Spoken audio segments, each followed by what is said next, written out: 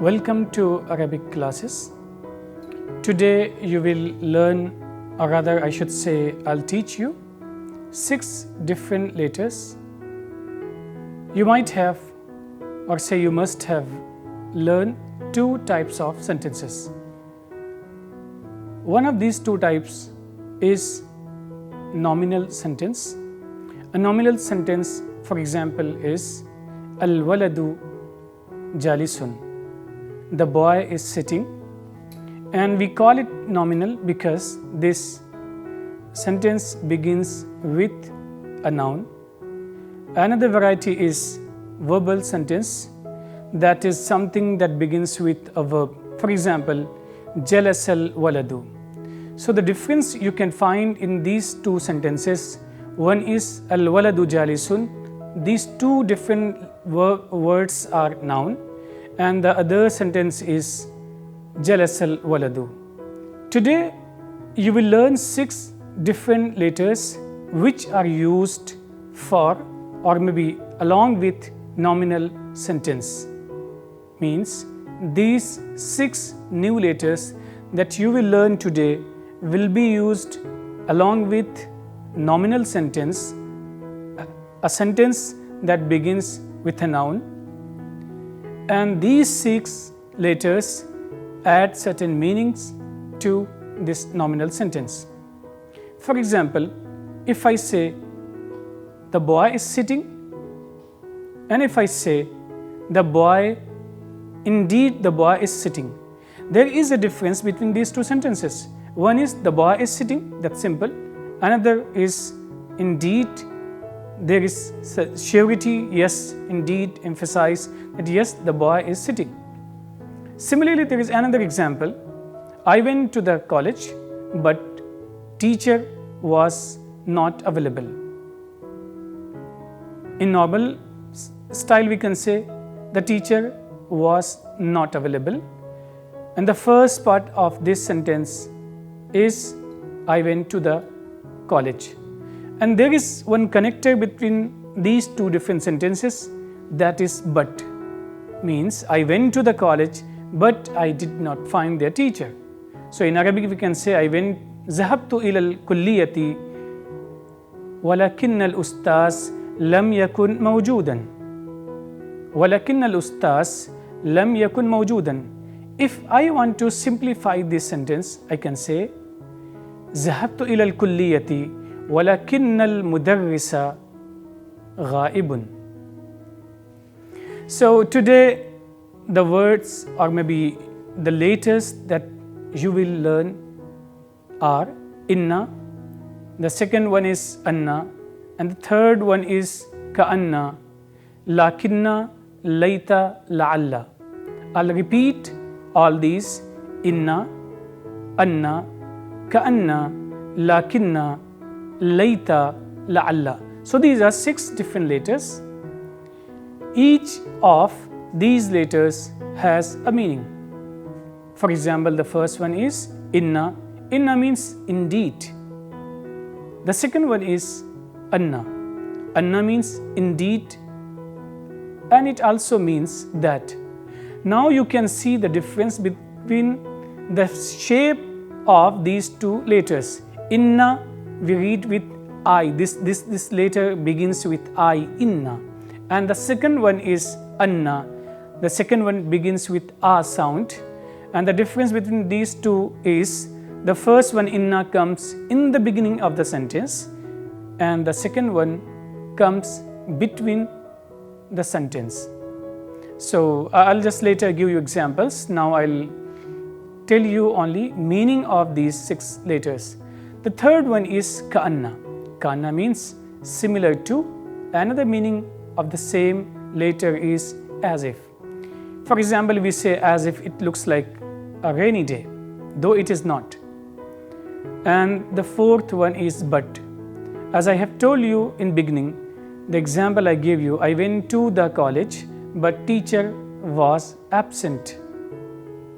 So the but is used to connect these 2 different sentences and to tell an exact meaning that what is actual difference between these two sentences. The second last letter is laita. Laita, sometimes we want to express our wish. I wish I could have become, he wished he could have become. So if we want to express our wish, we can use this letter laita in a nominal sentence.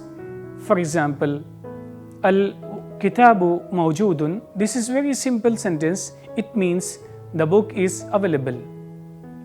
But sometimes we do not find a book. We say, I wish the book was available. We can say, laytal kitaba mawjudun. And the last one is la'alla. La'alla, this word shows some kind of meaning that shows lack of confidence. It means like probability, perhaps, yes we have, we may not have, something like that. So we can say la'alla is something that means perhaps, and it also means probability. Now I'll give you example of these, each and every one of these letters. Should I repeat these letters for you? Okay, fine, I'll repeat once for you. Inna, anna, ka'anna, lakinna, layta, la'alla. I'll repeat meaning of these letters for you. Inna means indeed, anna means indeed, and also means that. Ka'anna means as if, shows some kind of similarity, and lakinna means but, means like there is something that I was expecting but it didn't happen like that.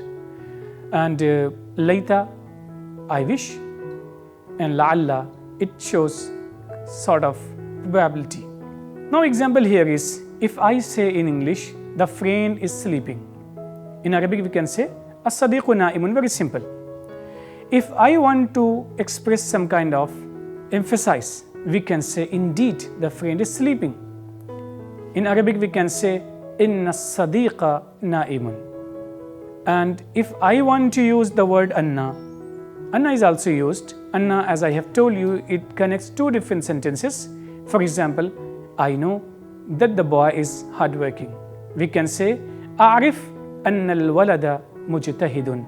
So now you can observe that there are two different words, two different sentences. One is a'rif, another is al-waladu mujtahidun. The letter anna connects these two and gives another meaning. Now there is another example for the letter ka'anna. Ka'anna al-kitaba maftuhun. It means as if the book is open. Without ka'anna we could have said al-kitabu maftuhun. That would have mean the book is open. But when we added the letter ka'anna, the meaning became as if, means it looks like that the book is open. Now I'll tell you example of lakinna. Lakinna, you might be knowing this word because I have repeated so many times today this particular letter, lakinna. Lakinna means, very simple meaning is but. If I want to say but in Arabic, we can simply say lakinna. Example is, I went to the school but the teacher was absent. ذهبت إلى المدرسة لكن المدرس كان غائبا. ذهبت إلى المدرسة, I went to the school, لكن, but the teacher was absent. لكن المدرس كان غائبا. Now the second last letter of this category is layta. We many times want to express our desire. We say, I wish the pen was new. Now you can read the Arabic sentence, that is laytal qalama jadidun. And the last and the final letter here is la'alla. La'alla, as I have told about this also, that it means probability. It shows some kind of confusion, that there is no surety. It may not. So if we say probably the train is late, in Arabic we can say لعل القطار متأخر. I hope you all are ready to make sentences using these 6 letters. I'll tell you something more about these 6 letters. Like any other Arabic grammar, these 6 letters also have certain norms, certain rules that we should remember whenever we want to use these letters. As I have told you earlier, and I'm quite sure that you must be remembering, that these letters are used with a nominal sentence. What is nominal sentence? You know it now very well. A sentence that begins with a noun. For example, as-sadiqu na'imun. Another example I'll give you for nominal sentence, al-waladu mujtahidun. Another is for you, al-kitabu maftuhun. Another is al-mudarrisu ghaibun. Now I want to use the letter inna in this first example, inna as-sadiqa na'imun. As I told you, it is necessary that we should use all these letters with nominal sentence. These examples that we give you show very clearly that these letters are used with nominal sentence. So the first example I'll read and then translate. Inna as-sadiqa na'imun. Indeed, the friend is sleeping. And the second example, a'rif anna al-walada mujtahidun. I know that the boy is hardworking. Inna anna. Now the third letter is ka'anna. Ka'anna al-kitaba maftuhun. It means as if the book is open. It seems that book is not closed, but it is open. So the ka'anna later gives a kind of meaning that shows that probability is there. Now you can see the example of lakinna. Lakinna means but. Here you can see lakinna al-mudarrisa ghaibun. Al-mudarris ghaibun. This is nominal sentence. Al-mudarris subject, ghaib predicate. Now we can say zahabtu ila al-madrasati lakinna al-mudarrisa ghaibun. And the second last example here is al-qalamu jadidun. Al-qalam subject, jadid predicate, and when we use layta, we would say layta al-qalama jadidun. The last and the final example here is لعل القطار متأخر. Perhaps the train is late. Initially it was القطار متأخر. القطار, it is in Arabic we say mubtada, mubtada. You may repeat with me, mubtada, mubtada. And the second part is khabar, khabar. So mubtada means technically we call it subject, and the khabar we call it predicate. Now the example shows al-qitaru mutaakhirun, mubtada and khabar, subject and predicate are here, and now we are adding the later la'alla to this sentence, nominal sentence. So now we will say la'alla al-qitara mutaakhirun. Now I'll tell you another thing about these 6 letters. Before going into any detail, I would like to explain that I have already explained, but to make it more clear, what is nominal sentence? A nominal sentence is a sentence that begins with a noun. For example, al-waladu jalisun, al-kitabu maftuhun, al-mudarrisu mawjudun, al-maktabatu ba'idatun. So these are the different examples of nominal sentence. You may ask me, or you may ask yourself, what is the role of these letters? As you know, these letters increase or add meaning of a nominal sentence. For example, the letter inna. Or before going into detail of a translation of these letters, I'll discuss with you certain examples. If I say the library is far. And someone else comes and tells, indeed, the library is far. If I say, the book is available in the library, and someone comes to me and says, the book is available in the library, but someone already has taken it away for certain reasons. So now the bird later adds some meaning to this sentence. It has some more role to play. For example, I'm not confident about certain meanings. I'm not sure what to say. I'm not sure how to convey a meaning of something. If I'm not sure about a particular news, I may say, it seems as if. So we say, la'alla. We may say, perhaps. So, for example, if we say, la'alla hadha al-kitaba mawjudun, means perhaps this book is available fil maktabati, in the library. So we can see that each and every letter of this category has a meaning to add to the nominal sentence. As you know, in Arabic language, there is something very specific, very important, that is called vowel sign. What is vowel sign? I'll express using my voice, that is A, E, and U. If I say A, that shows certain meaning that comes or stands for alif. We have certain names, nomenclature is there in Arabic grammar, but I don't want to get into that detail right now. I'll give you a simple example. What are these vowel signs?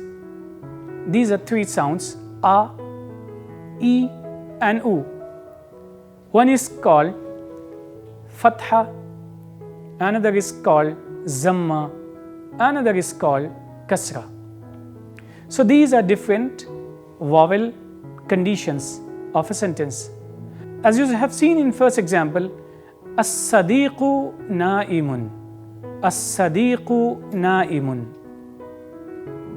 You may observe the sound that comes along with qaf, the last letter of as-sadiq, that is U, and the last sound on the last letter of na'im, the khabar, na'imun. As-sadiqu na'imun. But when we add the letter inna to a nominal sentence, everything becomes different. So now, instead of reading as-sadiqu, as-sadiqu, rafa, I will read as-sadiqa, inna as-sadiqa, inna as-sadiqa.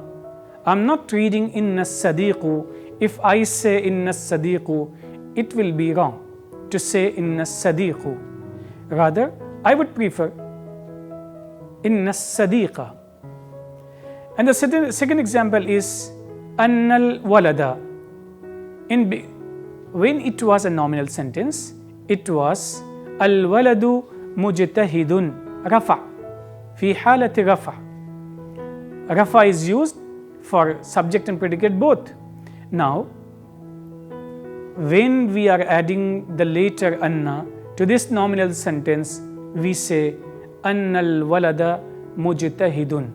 The sound of that is the last letter of subject is changing. Annal walada mujtahidun. Let's see another example. Al kitabu maftuhun. I read, you may observe my sound. Al kitabu. Al kitabu. Ba has U sound, but when we add the letter ka'anna, I'll read ka'anna al-kitaba, ka'anna al-kitaba. So now I'll repeat all three examples for you. Inna as-sadiqa, anna al-walada, ka'anna al-kitaba. Earlier, all these three were read in as-sadiqu, al-waladu, al-kitabu. I read as-sadiqu when there is no inna. I read al-waladu when there is no anna. I read al-kitabu when there is no ka'anna.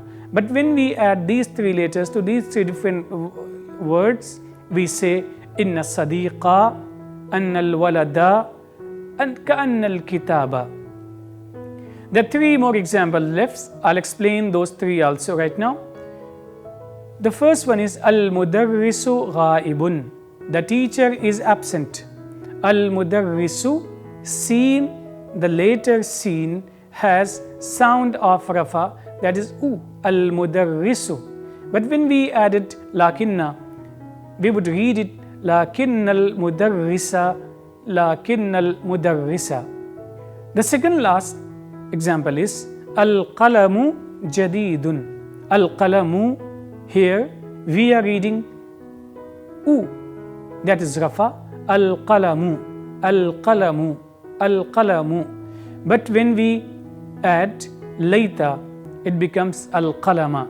So we read now layta al-qalama jadidun. The last and the final example of this is la'alla al-qitara muta'akhirun. Earlier this sentence was al-qitaru muta'akhirun. The train is late. But when we added la'alla, it became la'alla al-qitara. The sound of ra changed. So I hope you got it very clear that there are three different sounds, a, e, u. That is zamma, fatha, kasra. So whenever we use these letters, inna, anna, ka'anna, lakinna, layta, la'alla, the sound of the last letter of the subject becomes fatha. So I hope everything is now clear. Now let's move to another point. Initially, as I have told you, these 6 letters are used to bring a certain meaning to a nominal sentence. It has another impact also on these nominal sentences. That impact is called, it is related to nomenclature of the nominal sentence. We normally say a nominal sentence is made of two things. One is subject, another is called predicate. So subject in Arabic we say mubtada, and predicate in Arabic we say khabar. Subject and predicate, mubtada and khabar. Earlier these subject and predicate, these both were independent. They were not affiliated to any letter, any category, anything. So simply we used to call subject and predicate. But now after using or adding these letters or either of these letters, we say subject of inna or predicate of inna. One more thing I would like to draw your attention to it, that whenever we want to talk about these 6 letters, we simply say inna and its sisters. Sisters, that is simple English letter, sisters. In Arabic we say ukht, inna wa akhawatuha. So today I taught you inna wa akhawatuha, means inna and 5 more letters, which give you a complete picture of different letters which may play a vital role, a major role, an important role on the nominal sentence. So if you have still any doubt, you may repeat with me all these 6 letters, which are inna, anna, ka'anna, lakinna, layta, la'alla. I'll read slowly so that you may read with me these 6 letters which are called inna and its sister. The one is inna. The second one is anna, inna, anna. And the third one is ka'anna. And the fourth one is lakinna. And then layta wa la'alla. Should I tell you meaning? Certainly I'll repeat the meaning also. Inna means indeed, anna means indeed, and that. Kanna means as if, lakinna means but, laita means I wish, la'alla means perhaps. If we want to add a certain meaning or any of these meanings to a nominal sentence, we bring these letters in the beginning of a nominal sentence. For example, al-waladu jalisun. We will say innal walada jalisun. For example, al-kitabu mawjudun. A'rif, I know, anna al-kitaba mawjudun. If I say as if the book is open, كأن الكتاب مفتوح. We may say perhaps the train is late. لعل القطار متأخر. If you want to read completely, لعل القطار متأخر. There is one more letter we use very commonly, that is but. In Arabic, that is lakinna. I went to the school, but the teacher was absent. ذهبت إلى المدرسة لكن المدرس كان غائبا. And the last one example could be today, laita. Laita, to express wish. ليت الكتاب موجود. I wish the book was present today for me. So I hope you learned today all these 6 letters very clearly and you do not have any doubt. Thank you so much.